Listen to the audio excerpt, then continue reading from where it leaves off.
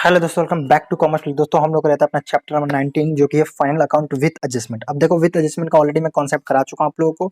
Practical question 1 to 3 में last video में upload कर चुका था और इस वीडियो में यानी लेक्चर नंबर हम 5 में हम आगे का अपना प्रैक्टिकल क्वेश्चन कंटिन्यू करेंगे। देखो मैंने सोचा है कि जो आप लोगों का प्रैक्टिकल क्वेश्चन होगा मैं ऐसे पेन पेपर पे करा दूंगा और जो आपके कॉन्सेप्ट होंगे मैं वो व्हाइट बोर्ड पे करा दूंगा, क्योंकि जो प्रैक्टिकल क्वेश्चन व्हाइट बोर्ड पे करने में बहुत ज्यादा प्रॉब्लम हो रही है और टाइम भी बहुत ज्यादा लग रहा है। तो इसलिए मैंने सोचा कि आप लोग जो प्रैक्टिकल क्वेश्चन होंगे वो एज इट इज ऐसे करेंगे जैसे अभी आप कर रहे हैं पेपर पे, और जो आपके कॉन्सेप्ट होंगे कॉन्सेप्ट पहले जैसे हम व्हाइट बोर्ड पे पढ़ते थे वैसे ही पढ़ेंगे। तो देखो प्रैक्टिकल क्वेश्चन नंबर 1 to 3 में करा चुका हूँ chapter number 19 final account with adjustment का टीएस अग्रवाल 2020 एडिशन से। इस लेक्चर नंबर 5 में हमें स्टार्ट करने वाले हैं अपना क्वेश्चन नंबर 4 से। देखो क्वेश्चन नंबर 4 एक बार रीड कर लेते हैं। कह रहा है कि from the following trial balance of Shraddha as on 31st March 2020 prepare trading account profit loss account और balance sheet for the year ended 31st March 2020। ठीक है, तो हमें पास ट्रायल बैलेंस दिया है और कह रहा है कि profit loss account, balance sheet और ट्रेडिंग अकाउंट ये सारी चीजें हमें बनानी है। अब इसमें देखो हमारे पास कुछ एडजस्टमेंट भी दिया हुआ, तो हम फटाफट एडजस्टमेंट को एक बार रीड कर लेते हैं। क्लोजिंग स्टॉक दिया, वेजेस दिया, outstanding bad debt, provision for doubtful debt, rent, insurance, loan और provide depreciation on furniture and machinery. तो दोस्तों एक बार हमने क्या किया, एडजस्टमेंट को रीड कर लिया और एडजस्टमेंट को रीड करने के बाद प्रैक्टिकल क्वेश्चन में जितने भी एडजस्टमेंट है उन सब पे हमने टिक कर लिया। इससे ये होगा कि जब आप क्वेश्चन करोगे तो आपको उस आइटम पे पहुंचोगे तो आपको याद रहेगा कि इसके पीछे कुछ एडजस्टमेंट है, तो हमने उस पर टिक कर लिया। देखो मैंने डेटर पे 2 बार टिक किया है, इसका मतलब डेटर पे 2 एडजस्टमेंट करने थे, एक बैड डेप्ट का और एक प्रोविजन फॉर डाउटफुल डेप्ट का। तो जैसे कि मैंने आप लोगों को पहले क्वेश्चन में बताया था कि कभी भी आप प्रैक्टिकल क्वेश्चन करो फाइनल अकाउंट विद एडजस्टमेंट का, तो पहले एडजस्टमेंट रीड करके सारे आइटम पे टिक कर दो। तो अब चलो हमने टिक कर लिया, फटाफट स्टार्ट करते हैं। तो सबसे पहले जो हमारे क्वेश्चन में दिया हुआ है वो दिया है सर कैपिटल। कैपिटल कितना, 80,000। तो अब मैंने आप लोग को बताया था आपको सिंपली क्या करना है, तीनों फॉर्मेट ड्रॉ कर लेना है और जो भी अमाउंट दिए हैं फटाफट उसमें प्लेस कर देना है। तो यहाँ पे हम लिखेंगे लायबिलिटी साइड कैपिटल, कैपिटल में हमारे पास है 80,000, 80,000 रुपए। उसके बाद दिया ड्रॉइंग, तो ड्रॉइंग आप क्या करोगे, माइनस करोगे। ड्राइंग कितना है मेरे पास 18,000, 18,000 रुपए। तो आप क्या कर दो, कैपिटल से माइनस कर दो और ये आ गया आपका 62,000 रुपीज। ठीक है, उसके बाद हमारे पास दिया सेल्स। सेल्स हमारे पास कितना है 1,55,000। तो आप एक यहाँ पे सीधा एंट्री कर दो सेल का, बाई सेल्स 1,55,000। मे भी इसमें से कोई रिटर्न हो, तो अभी हमारा व्हाइट बोर्ड तो है नहीं कि रफ कर देंगे, इसलिए मैं पहले ढूंढ लेता हूँ कोई रिटर्न है कि नहीं है। यानी रिटर्न इनवर्ड, रिटर्न आउटवर्ड, हाँ दिया हुआ है, तो मैं इसको इनर कॉलम में लिखूंगा 1,55,000। उसके बाद हमारे पास क्या दिया है, परचेज। परचेज हमारे पास कितना है, तो सर परचेज है 82,600। तो ओपनिंग स्टॉक मैंने यहाँ पहले लिख दिया है टू परचेज 82,600। उसके बाद हमारे पास है ओपनिंग स्टॉक। ओपनिंग स्टॉक है 42,600। ओपनिंग स्टॉक है सिर्फ 42,000। उसके बाद है आपका रिटर्न इनवर्ड। रिटर्न इनवर्ड का मतलब होता है रिटर्न आउटवर्ड। रिटर्न आउटवर्ड का मतलब होता है परचेज रिटर्न। तो आप यहाँ पे क्या करो, रिटर्न आउटवर्ड लिख के परचेज से माइनस कर दो, रिटर्न आउटवर्ड। रिटर्न आउटवर्ड है आपका 1600, ये मैंने माइनस कर दिया यहाँ पे। उसके बाद हमारा रिटर्न इनवर्ड। रिटर्न इनवर्ड है 1200 रुपये, तो ये यहाँ से माइनस कर दो सेल्स रिटर्न या रिटर्न इनवर्ड कुछ भी लिख दो। सेल्स रिटर्न ये हो गया 1200 रुपये। उसके बाद दिया हमारे पास वेजेस। वेजेस किसका पार्ट है, ट्रेडिंग का, तो हम यहाँ लिख देंगे टू वेजेस। और वेजेस पे हमने पहले टिक कर रखा है, इसका मतलब उस पर कुछ एडजस्टमेंट हमें करनी पड़ेगी। तो सर वेजेस का जो अमाउंट है वो है 4,000, तो हमने इसको 4,000 इनर कॉलम में लिखा। अब एक बार एडजस्टमेंट को देख लेते हैं। एडजस्टमेंट क्या लिखा गया है कि वेजेस आउटस्टैंडिंग 2,400, यानी 2,400 रुपए का आउटस्टैंडिंग वेजेस है। तो आपको पता है आउटस्टैंडिंग वेजेस क्या करेंगे, हम ऐड कर देंगे। ऐड आउटस्टैंडिंग वेजेस कितना 2,400, टोटल कितना आ गया 60। और ये हमारी लाइबिलिटी भी है, तो हम इसको क्या कर देंगे बैलेंस शीट में यहाँ लिख देंगे आउटस्टैंडिंग वेजेस 2,400। उसके बाद हमारे पास है पावर। पावर जो होता है, देखो इलेक्ट्रिसिटी जो होती है वो जाता है हमारे पास प्रॉफिट एंड लॉस अकाउंट में, इनडायरेक्ट एक्सपेंस है। लेकिन जो पावर है ये जाएगा ट्रेडिंग अकाउंट में, क्योंकि ये किसी भी प्रोडक्ट को मैन्युफैक्चर करने में यूज होता है, तो ये ट्रेडिंग में जाएगा, डायरेक्ट एक्सपेंस है। तो यहाँ पे आपका लिखोगे टू पावर। पावर हमारे पास कितना है, तो सर पावर है 6,000। उसके बाद पावर के बाद है मशीनरी। मशीनरी हमारे लिए एसेट है और मशीनरी पे हमने टिक भी किया था, तो हम क्या करेंगे, यहाँ पे लिखेंगे मशीनरी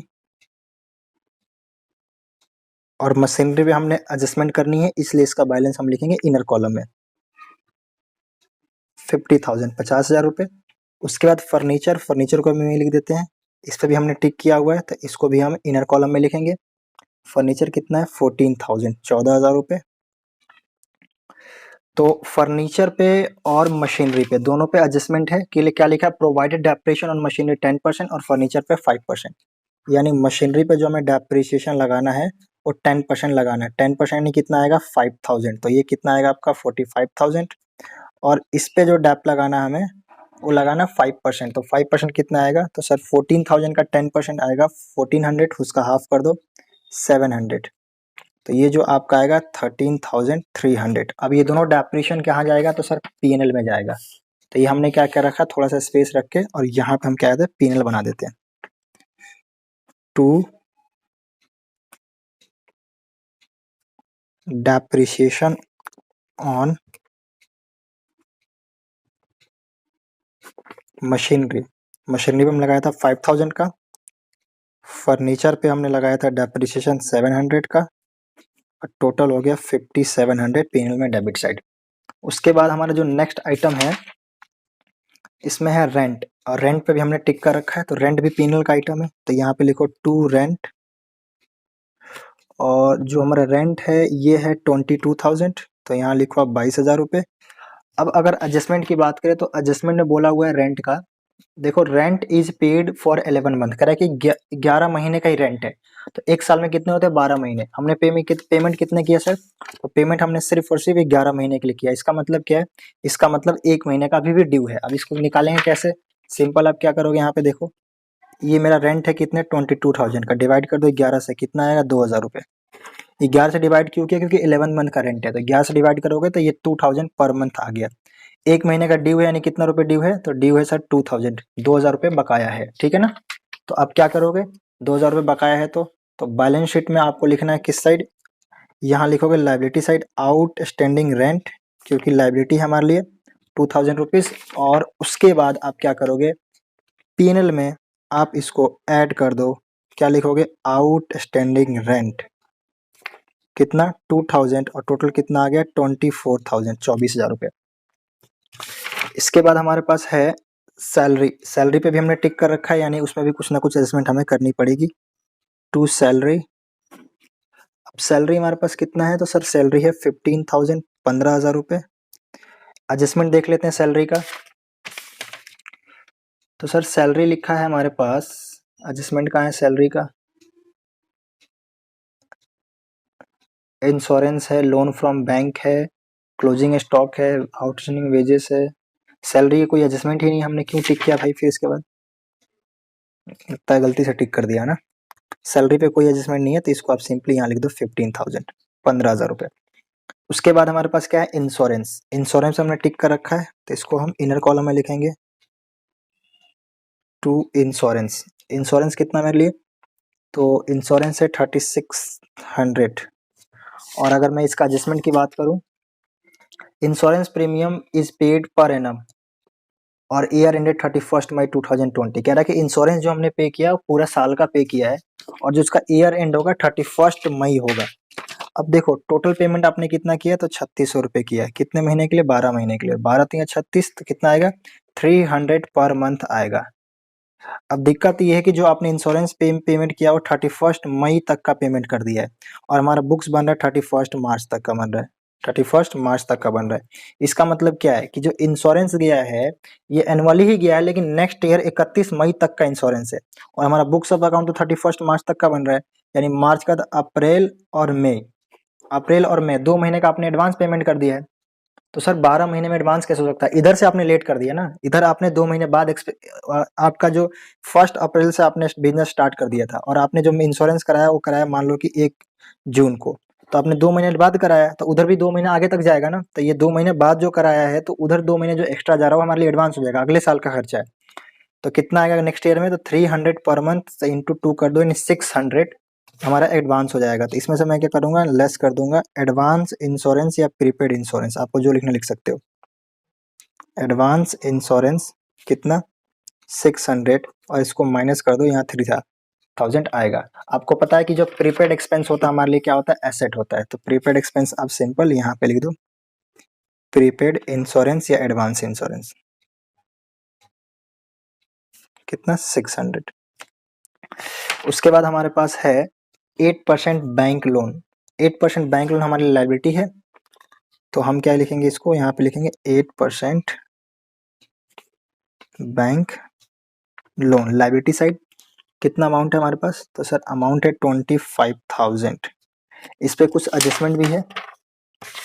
तो देखो एडजस्टमेंट में बोला हुआ है कि जो लोन हमने जो बैंक से लिया था वो 1 अक्टूबर 2019 को लिया था। तो 1 अक्टूबर 2019 को लिया था, तो कितने टाइम हो रहा है हमारे पास, तो सर अक्टूबर हो गया, नवंबर हो गया, दिसंबर हो गया, 3 महीने तो ये हो गया।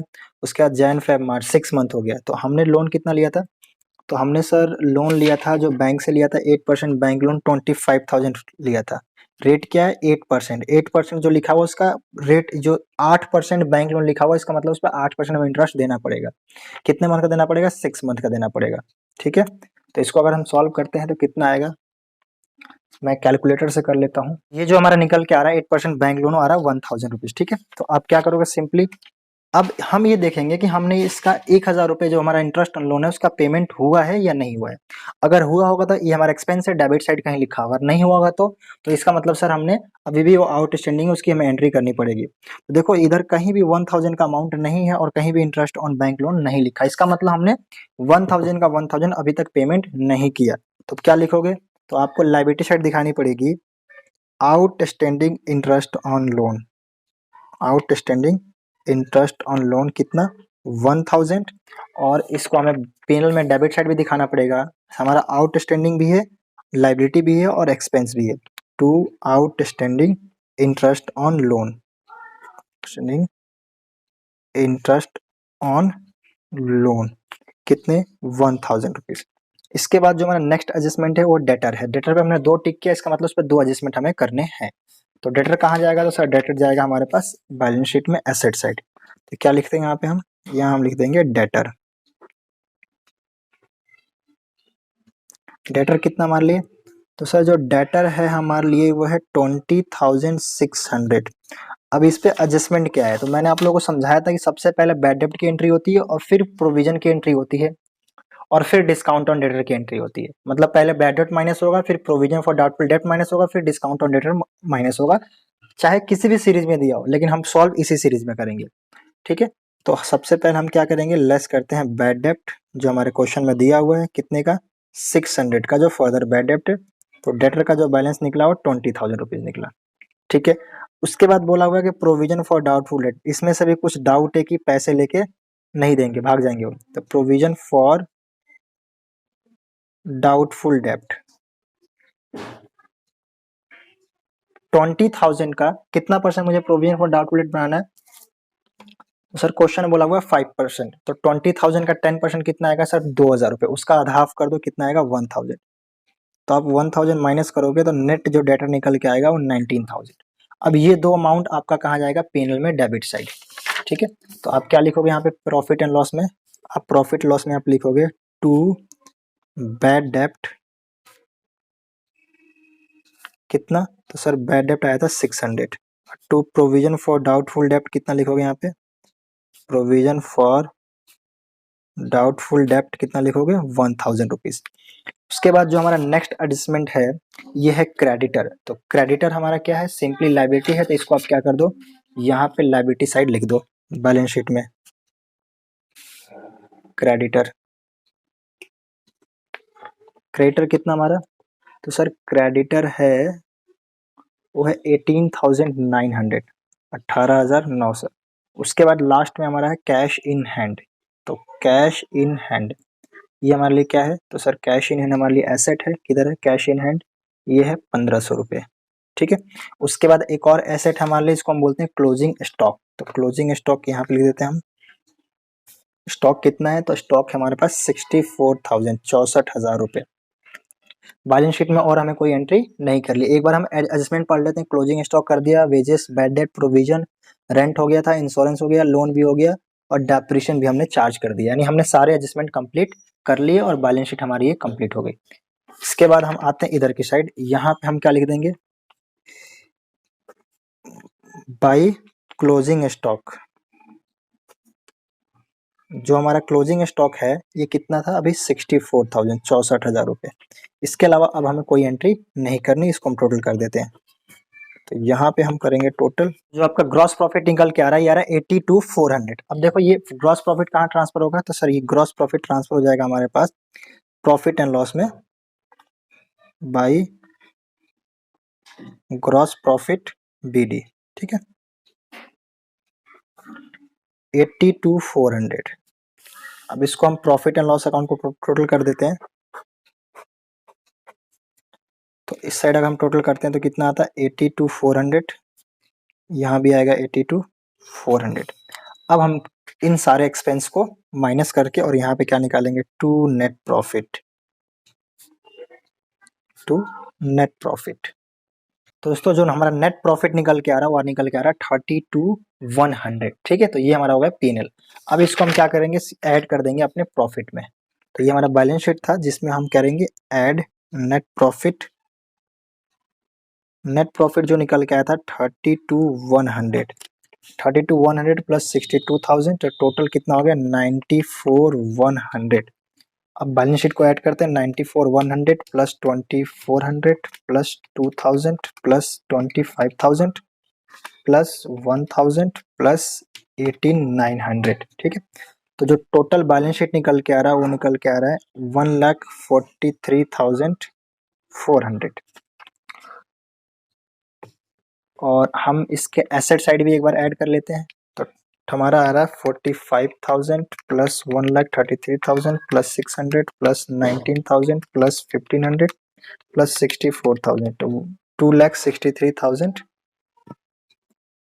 और दोस्तों एसेट भी ऐड करने के बाद कितना आ रहा है 143,400। तो ये हमने क्या किया, फाइनली अपना क्वेश्चन नंबर 4 कंप्लीट कर लिया। एक बार आपको सबको दिखा देता हूँ, देखो। तो ये हमारा जो है ट्रेडिंग अकाउंट है, पॉज करके लिखना है तो लिख सकते हो, स्क्रीनशॉट ले सकते हो। इसके बाद हमने बनाया ये अपना प्रॉफिट एंड लॉस अकाउंट, ठीक है। और ये हमारा है बैलेंस शीट, ठीक है। तो आई होप आपको ये सारी चीजें समझ में आ गई हो। बात करते हैं हम क्वेश्चन नंबर 5 की। तो देखो क्वेश्चन नंबर 5 ये रहा, एक बार आप रीड कर सकते हो।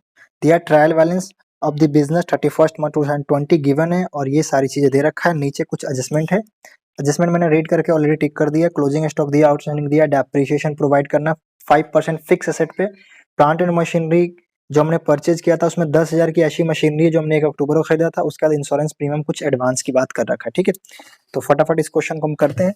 तो सबसे पहले हमारे क्वेश्चन में दिया ओपनिंग स्टॉक, ओपनिंग स्टॉक दिया 25,000, मैंने पहले नोट डाउन कर दिया। फिर दिया फर्नीचर, तो फर्नीचर जो जाएगा वो कहाँ जाएगा, आपका सबको पता है बैलेंस शीट में जाएगा। फर्नीचर का जो हमारा अमाउंट दिया क्वेश्चन में वो दिया 8,000, और इस पे हमने एक टिक भी किया, इसका मतलब इस कुछ एडजस्टमेंट करना है। तो अगर बात करें फर्नीचर की तो बोला plant and machinery include depreciation is to be provided 5% on fix asset. कह रहा है कि फिक्स एसेट पे डेप्रिसिएशन आपको 5% लगाना है। तो फर्नीचर भी एक फिक्स एसेट है तो इस पे भी 5% लगेगा। तो 8,000 का 10% कितना आ गया 800, उसका हाफ कर दो 500।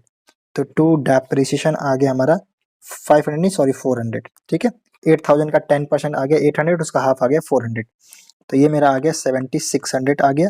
और ये जो 500 400 का डेप्रिसिएशन है ये आपको क्या करना पड़ेगा, प्रॉफिट एंड लॉस अकाउंट में अपना शो करना पड़ेगा। तो यहाँ पे आप लिख दो to depreciation on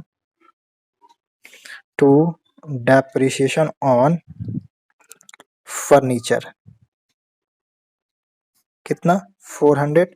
plant and machinery पे भी लगाना तो उसको मैं यहाँ लिख देता हूँ टू प्लांट एंड मशीनरी, जो भी कैलकुलेट करूंगा यहाँ पे मैं शो कर दूंगा। इसके बाद नेक्स्ट है प्लांट एंड मशीनरी। देखो नेक्स्ट हमारा प्लांट एंड मशीनरी ही है।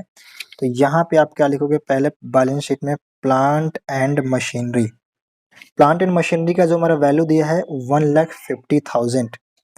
अब ध्यान से इस पे 150 का सीधा 5% हम नहीं निकालेंगे। क्वेश्चन में बोला हुआ है कि उसमें जो 10,000 की मशीनरी है ना, ये हमने 1 अक्टूबर को खरीदा था। इसका मतलब बाकी सारी मशीनरी पुरानी है। तो आप क्या करोगे, तो आप सिंपल ऐसे कैलकुलेट करोगे। देखो टोटल जो मशीनरी है कितने की है, तो सर 1,50,000 की है। इसमें से 10,000 की मशीनरी को आप पहले हटा दो, तो जो रिमेनिंग मशीनरी बची 1,40,000, 1,40,000 का 5% निकालो।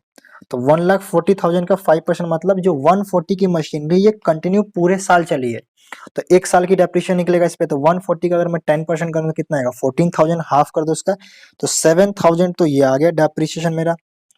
प्लस जो मैंने 10,000 की मशीनरी परचेज की थी, ये मैंने परचेज की थी क्वेश्चन में बोला हुआ एडजस्टमेंट नंबर 4 में कि 1 अक्टूबर को खरीदी, यानी अक्टूबर, नवंबर, दिसंबर, जैन, फेब, मार्च, यानी ये जो मशीन चल रही है ये सिर्फ और सिर्फ 6 मंथ चली है, तो इस पे सिर्फ और सिर्फ 6 महीने का डेप्रिसिएशन आप कैलकुलेट करोगे। तो कितना आएगा सर, तो 10,000 का 10% कितना आ गया, तो 10% आ गया सर 1,000, उसका हाफ कर दो, ये आ गया 500, तो 500 तो आ गया पूरे साल का, उसका भी हाफ कर दो, कितना आ गया 250, तो 250 रुपए मेरा आ गया किसका, हाफ ईयर का डेप्रिसिएशन। तो टोटल कितना आ गया 7,250, 7250 रुपए का डेप्रिसिएशन हमने कैलकुलेट किया। नहीं समझ में आया, थोड़ा सा रिवर्स करके फिर से देखो। तो ये जो हमारा मशीनरी का जो डेप्रिसिएशन निकल के आता है वो निकल के आएगा 7,250, ठीक है। माइनस करने के बाद जो भी यहाँ पे आएगा हम लिख देंगे। अब सीधा हम क्या करेंगे, तो यहाँ पे हम लिखेंगे to depreciation on machinery 7,250, total कितना हो गया, तो टोटल 7250 प्लस 400, 7,250 प्लस 400, 7,250 प्लस 400, तो ये आ गया 7,650, ठीक है। इसके बाद नेक्स्ट एडजस्टमेंट, नेक्स्ट बात करें तो देखिए डेटर। तो डेटर पे हमें क्या करना है, डेटर हमारा है बैलेंस शीट में जाएगा, एसेट है, तो यहाँ पे हम लिख देते हैं डेटर। डेटर का जो हमारा अमाउंट है ये कितना है, तो सर डेटर जो हमारा है कितना है 30,000, 30,000 रुपए, और इस पे कोई टिक नहीं, इसका मतलब इस पे कुछ पे एडजस्टमेंट नहीं करना, डायरेक्ट मैं आउटर कॉलम में शो कर दूंगा। वेजेस, वेजेस हमारे लिए क्या है, तो सर वेजेस है डायरेक्ट एक्सपेंस, तो ये जाएगा हमारे ट्रेडिंग में, और इस पे हमने टिक कर रखा है, इसका मतलब इसमें कुछ ना कुछ एडजस्टमेंट करना पड़ेगा। वेजेस कितना है, तो सर वेजेस है हमारे पास 12,000, 12,000 रुपए का वेजेस है। उसके बाद नीचे कुछ बोला हुआ है वेजेस के लिए, तो कह रहा है कि आउटस्टैंडिंग वेजेस है 600 और सैलरी है 1400, तो मैं ऐड कर दूंगा आउटस्टैंडिंग वेजेस कितना 600, तो टोटल कितना हो जाएगा 12,600, और ये हम क्या करेंगे इसकी बैलेंस शीट में भी लायबिलिटी साइड एंट्री कर देंगे। यहाँ पे हम लिख देंगे आउटस्टैंडिंग वेजेस 600। उसके बाद हमारे लिए क्या है, तो सर नेक्स्ट हमारा एडजस्टमेंट है सैलरी। सैलरी कहाँ जाएगा, तो सैलरी जाएगा हमारा बैलेंस शीट, सॉरी पीएनएल में जाएगा, टू सैलरी, और सैलरी पे भी टिक है, इसका मतलब ये है इस पे कुछ एडजस्टमेंट करना पड़ेगा। ये है मेरा 20,000, और इस पे भी लिखा हुआ कि आउटस्टैंडिंग सैलरी है 1400, तो इसको आप ऐड कर दो आउटस्टैंडिंग सैलरी, क्योंकि करंट ईयर का एक्सपेंस है 21,400, और ये जो 1400 आएगा ये मेरा बैलेंस शीट में भी जाएगा, आउटस्टैंडिंग सैलरी कितना 1400, 1400 रुपये। नेक्स्ट है हमारा आउटस्टैंडिंग सैलरी के बाद हमारा है बैड डेप्ट। अब देखो बैड डेप्ट हमारा नॉर्मल डेटर से माइनस नहीं होगी क्योंकि वो ट्रायल बैलेंस में दिया है, तो सिंपल बैड डेप्ट हमारा चला जाएगा, एक ही एंट्री होगी, सिर्फ और सिर्फ इसकी होगी प्रॉफिट एंड लॉस अकाउंट में डेबिट साइड। तो हमारा बैड डेप्ट है 1,000, 1,000 रुपये। उसके बाद दिया है परचेज, तो परचेज हमारा कहाँ जाएगा, तो सर परचेज जाएगा ट्रेडिंग में, तो आप क्या लिखोगे परचेज 1,20,000, 1,20,000 रुपये। देन मेरे पास दिया है इलेक्ट्रिसिटी चार्जेस, तो इलेक्ट्रिसिटी चार्जेस मेरा किसका पार्ट है, प्रॉफिट एंड लॉस का, और पावर किसका पार्ट है, तो पावर ट्रेडिंग अकाउंट का, तो टू इलेक्ट्रिसिटी चार्जेस, ठीक है। तो जो मेरा इलेक्ट्रिसिटी चार्जेस है ये आपका जो दिया हुआ है 1,200, 1,200 रुपये, ठीक है। इसके बाद हमारे पास है जनरल टेलीफोन एक्सपेंस 2,400,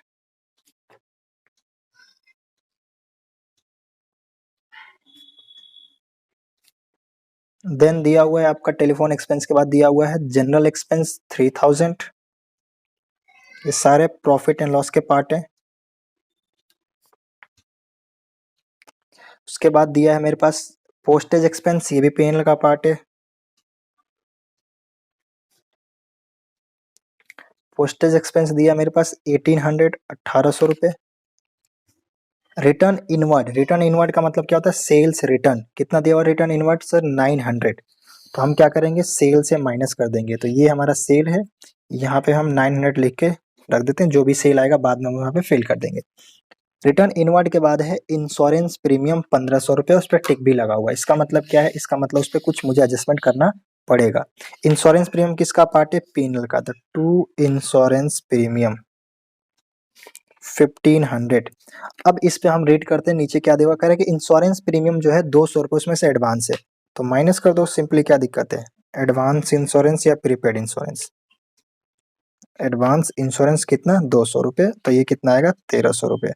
अब ये 200 रुपये जो माइनस किया आपका क्या, प्रीपेड एक्सपेंस। और प्रीपेड एक्सपेंस हमारे लिए क्या होता है, एसेट होता है। तो इसको हम क्या करेंगे, बैलेंस शीट में एसेट साइड, और क्या लिखेंगे, एडवांस इंश्योरेंस या प्रीपेड इंश्योरेंस। एडवांस इंश्योरेंस कितना, 200 रुपये। इसके बाद जो हमारा नेक्स्ट है, कैश इन हैंड और कैश एट बैंक, दोनों ये हमारा क्या है, उसका पार्ट है बैलेंस शीट का। Cash at bank, cash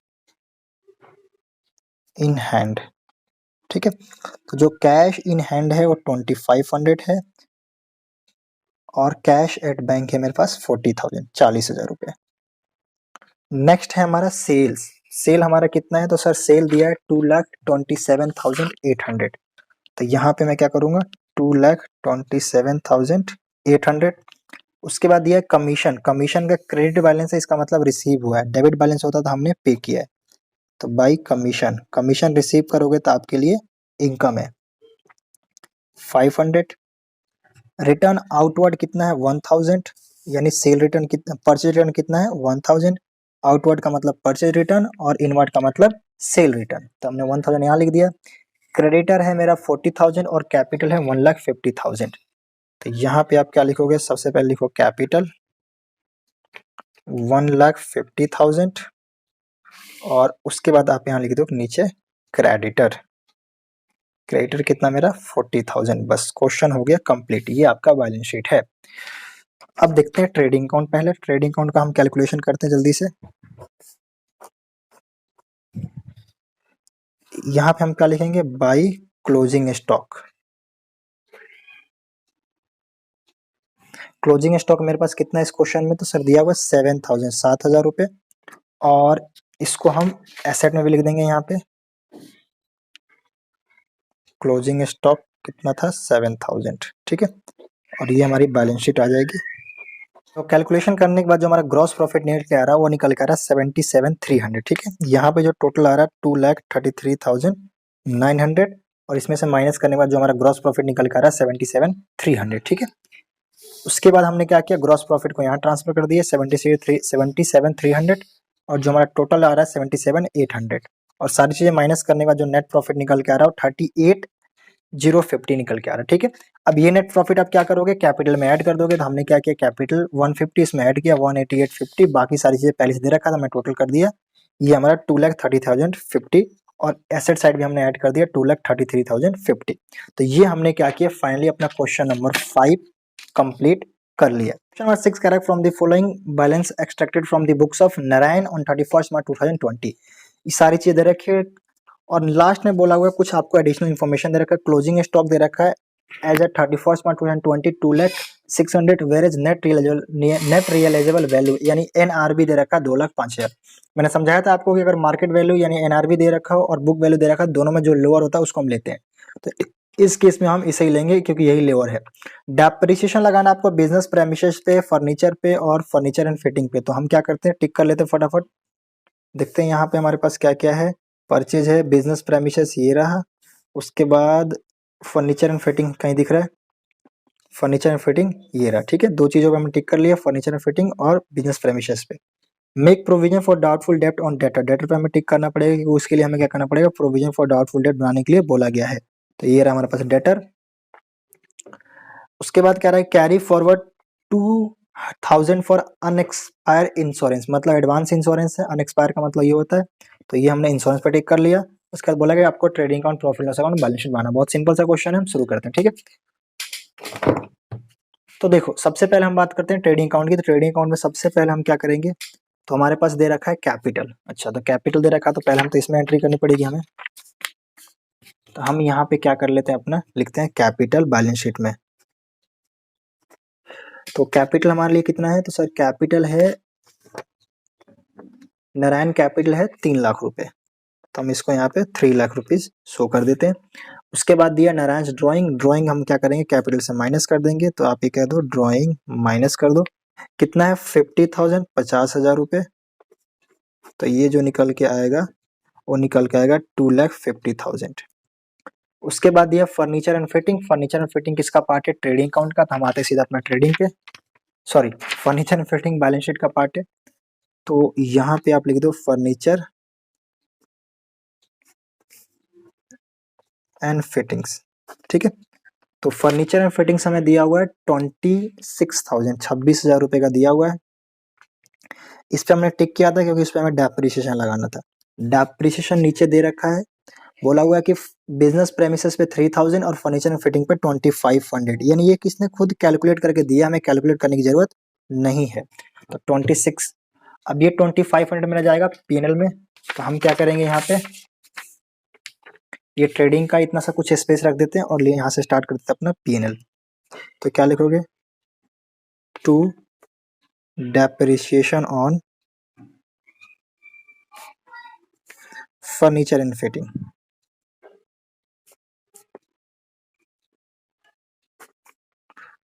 depreciation on furniture and fitting कितना है 2,500। अच्छा एक चीज और दिया हुआ था, डेप्रिसिएशन किसका दिया था, बिजनेस प्रेमिसेस का, उसका भी लिख ही देते हैं क्योंकि लिखना था ही हमें बिजनेस प्रेमिसेस।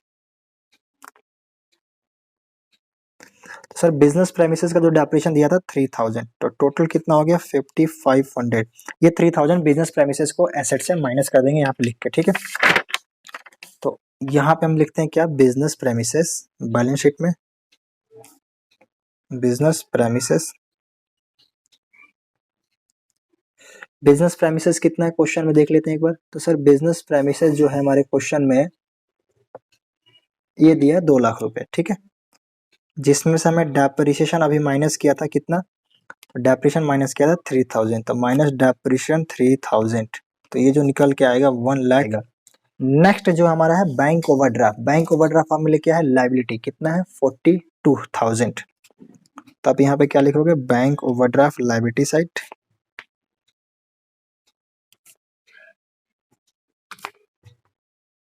42,000।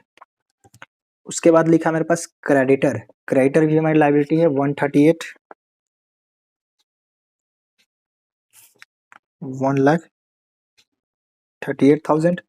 उसके बाद हमारे पास बिजनेस प्रेमिसेस 2 लाख रुपए हमने कर लिया उसकी एंट्री। उसके बाद लिखा है स्टॉक ऑन 1 अप्रैल 2019 2,20,000, यानी ओपनिंग स्टॉक की एंट्री करनी है हमें, ओपनिंग स्टॉक। तो यहाँ पे आप क्या करोगे ट्रेडिंग में,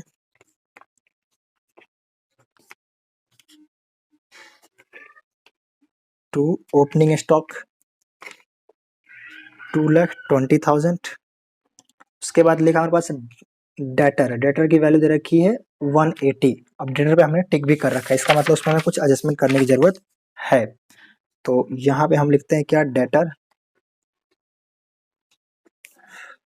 डेटर की वैल्यू है 1,80,000, एडजस्टमेंट रीड करते हैं। तो बोला हुआ कि आपको make a provision of 5% on debtor for doubtful date, यानी 5% का हमें डेटर पे क्या करना है, प्रोविजन क्रिएट करना है। तो क्या करोगे, minus provision for doubtful debtor, provision for doubtful डेप्ट, ठीक है। तो 180 का 10% कितना आएगा 18,000, उसका हाफ कर दो 9,000, तो 9,000 रुपये आ गया मेरा ये, तो ये आएगा 171,000। और ये 9,000 आपको कहाँ लिखना है, तो पीएनएल में debit side, to provision for doubtful dept, provision for doubtful डेप्ट कितना 9,000, ठीक है। हमारे क्वेश्चन में एक जगह बैड डेप्ट भी दिया हुआ था, तो इसको भी यहीं लिख देता हूँ मैं, बैड डेप्ट, जब वो आएगा तो मैं ऐड कर दूंगा इस टाइम, यहाँ पे लिख दूंगा, ठीक है। उसका देखा rent from tenant, tenant rent, rent to tenant नहीं लिखा, रेंट फ्रॉम टीनेंट लिखा, मतलब टीनेंट से हमें रेंट मिला है, ध्यान देना, ठीक है। टू लिखा होता मतलब हमने किसी को दिया है, फ्रॉम मतलब हमें मिला है, यानी हमारे लिए क्या ये इनकम है, तो इनकम है तो कहाँ जाएगा, तो सर ये जाएगा पीएनएल में क्रेडिट साइड, बाई रेंट, ठीक है, रेंट रिसीव हुआ है तो ये हमारे लिए इनकम है 10,000। सर कहाँ लिखा रिसीव या पेड? रेंट फ्रॉम टेनेंट का मतलब ये है कि टेनेंट से रेंट मिला है। उसके बाद लिखा परचेज 11 लाख रुपए, तो हम क्या करेंगे ट्रेडिंग में लिखते हैं टू परचेज, टू परचेज कितना 11 लाख रुपए, रिटर्न होगा तो माइनस कर देंगे, अदरवाइज इसको इनर में लिख देते। सेल, सेल कितना है 15 लाख रुपए, तो आप क्या करोगे यहाँ पे बाई सेल्स अकाउंट 15 लाख रुपए, इसको यहाँ शो कर दो। उसके बाद सेल्स रिटर्न, तो आप सेल्स रिटर्न इसमें से सेल्स से माइनस कर दो। सेल्स रिटर्न है 20,000, तो टोटल जो मेरा आएगा वो आएगा 14,80,000। देन हमारे पास है डिस्काउंट का डेबिट बैलेंस। डिस्काउंट का डेबिट बैलेंस का मतलब क्या है? डिस्काउंट अलाउड, और क्रेडिट बैलेंस होता है तो डिस्काउंट रिसीव। अलाउड है तो हमारे लिए क्या है? एक्सपेंस। तो डिस्काउंट का डेबिट बैलेंस कितना है? 16,000 रुपये, तो यहाँ पे लिख दो 16,000 रुपये। फिर लिखा डिस्काउंट क्रेडिट, यानी मिला हमें, डिस्काउंट रिसीव है, ये अलाउड है हमारा, तो डिस्काउंट रिसीव हमारे लिए क्या है? इनकम है, तो इसको आप लिख दो क्रेडिट साइड, ठीक है। तो जो डिस्काउंट रिसीव है ये हमारा कितना है? 20,000, 20,000 रुपये का रिसीव हुआ है। उसके बाद है इंश्योरेंस। इंश्योरेंस किसका पार्ट है? पीनल का, तो आप इंश्योरेंस यहाँ लिखो और उस पर फिर हमने टिक किया, तो आपको टिक भी देखना पड़ेगा क्यों टिक किया गया है। 20,000 का इंश्योरेंस है। एडजस्टमेंट अगर मैं रीड करता हूँ तो नीचे लिखा हुआ है कैरी फॉरवर्ड 2,000 फॉर अनएक्सपायर इंश्योरेंस। कह रहा है कि आपको कैरी फॉरवर्ड करना है 2,000 रुपये जो अनएक्सपायर इंश्योरेंस है। अनएक्सपायर का मतलब इस साल का नहीं है, एडवांस है, ठीक है। तो यहाँ से हम क्या करता हूँ, एडवांस या प्रीपेड इंश्योरेंस लिख के माइनस कर देता हूँ। एडवांस इंश्योरेंस कितना? 2,000 रुपये, तो ये जो आएगा मेरा निकल के 18,000, और ये 2,000 को मैं करूंगा बैलेंस शीट में एसेट साइड। क्यों? क्योंकि हमारे लिए एसेट है, ये प्रीपेड एक्सपेंस है। तो आप क्या लिखोगे? एडवांस इंश्योरेंस,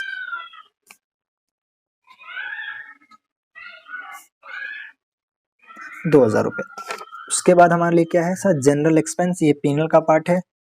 सैलरी पीनल का पार्ट है, कमीशन पीनल का पार्ट है, कैरीज ऑन परचेज, बैड डेप्ट, रिटर्न ऑफ, ये सारी चीजें पीनल का भी पार्ट है। तो हम इसको क्या करते हैं, यहाँ पे आते हैं अपना फटाफट। इंश्योरेंस के बाद है जनरल एक्सपेंस, तो आप पीनल में लिख दो debit side to general expense. General expense हमारे पास कितना है? 40,000, 40,000 रुपये। उसके बाद हमारे पास सैलरी, सैलरी भी पीनल का पार्ट है, टू सैलरीज। जो सैलरी हमारा है वो 90,000, 90,000 रुपये है। उसके बाद हमारे पास है कमीशन का डेबिट बैलेंस, यानी कमीशन अलाउड है, अगर डेबिट और क्रेडिट बैलेंस होता तो कमीशन रिसीव होता, ठीक है। तो कमीशन अलाउड है, तो हमारा एक्सपेंस है 22,000, 22,000 रुपये। Carriage on purchase, carriage on purchase किसका पार्ट है? ट्रेडिंग का, उसको अभी रहने देते हैं। यहाँ रहते हैं बैड डेप्ट, बैड डेप्ट राइट ऑफ हमने किया 8,000 रुपये। अच्छा, बैड डेप्ट हमने ऊपर कहीं लिखा था, ये रहा, यहाँ पे 8,000 लिख देते हैं और इसको हम काट देते हैं, ठीक है। ये हो गया। अब कैरीज ऑन परचेज किसका पार्ट है? ट्रेडिंग का। क्यों सर? क्योंकि ये जो है हमारा डायरेक्ट एक्सपेंस है। कैरीज इनवर्ड या कैरीज ऑन परचेज दोनों का मतलब एक ही होता है। कितना है कैरीज ऑन परचेज? तो सर कैरीज ऑन परचेज हमारे पास 18,000, 18,000 रुपये। ये हम लिख देते हैं यहाँ पे 11 लाख रुपए, क्योंकि परचेज में से कुछ माइनस नहीं हुआ। चलो, तो ये हमने कंप्लीट कर लिया। लास्ट में हम देखते हैं कैरी फॉरवर्ड हो गया, प्रोविजन फॉर डाउटफुल डेट हो गया, डेप्रेशन भी हमने बना लिया, आउट स्टैंडिंग की एंट्री भी हमने, आउट स्टैंडिंग सैलरी था 15,000 रुपये, इसकी एंट्री हमने की थी क्या? आउट स्टैंडिंग सैलरी 15,000 रुपये का एंट्री की थी क्या? नहीं, ओहो, एक एंट्री हमने गलत कर दी। आउट स्टैंडिंग सैलरी था 15,000 रुपये, सैलरी पे टिक नहीं किया था क्या?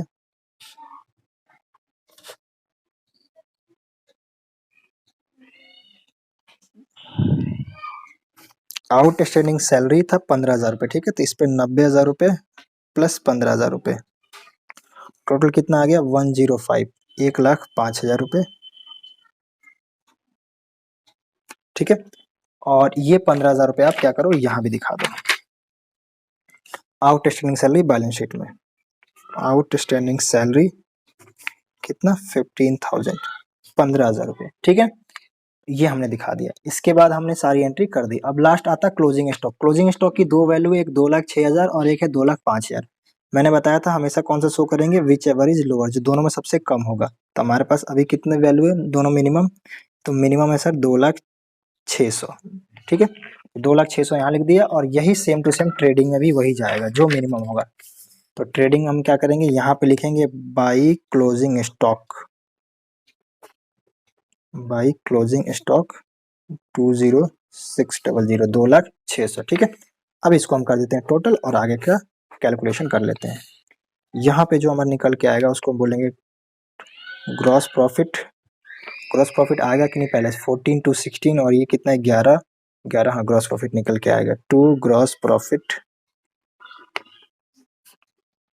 दोस्तों ऐड करने के बाद टोटल आ रहा है 16,80,600 इधर क्रेडिट साइड, और ये माइनस करने के बाद हमारा ग्रॉस प्रॉफिट आ रहा है 342,600। ठीक है, तो इसको आप नोट कर सकते हो वीडियो पॉज करके। उसके बाद हमने क्या किया, इसको ट्रांसफर कर दिया कहाँ पे, gross profit BD profit and loss account में डेबिट साइड, और फिर इन सारी चीजों को हमने ऐड कर दी। तो ऐड करने के बाद टोटल आ रहा है 372,600, और ये इधर भी सबको लेस करने के बाद जो हमारा नेट प्रॉफिट निकल के आ रहा है वो आ रहा है 1,49,100। अब वीडियो पॉज करके इसको भी लिख सकते हो। ठीक है, अब हम आते हैं बैलेंस शीट पे। बैलेंस शीट हमने क्या किया, इसको ट्रांसफर कर दिया बैलेंस शीट में। बैलेंस शीट हमारा था 3 लाख, जिसमें से हमने माइनस किया था ड्राइंग 50, जिसमें फिर उसका माइनस किया, ऐड कर दिया प्रॉफिट टोटल 399,100, फिर बैंक ओवरड्राफ्ट सारी चीज हमने ऐड कर दी। टोटल हमारा बैलेंस शीट जो आ रहा है 594,100। यहाँ पे जो माइनस करने के 2 लाख में से 3,000 माइनस करने के बाद आ रहा था 197,000। मैंने 1,11,000 ऐसे कुछ लिख दिया था। ठीक है, 1,17,000 लिख दिया था, 197,000 आ रहा है। ये सारी चीज इसमें से उसको माइनस का ये आ रहा है, और मैंने सबको ऐड करके टोटल जो हमारा आंसर आ रहा है 5,94,100। दोनों same to same balance sheet match कर गया। बात करते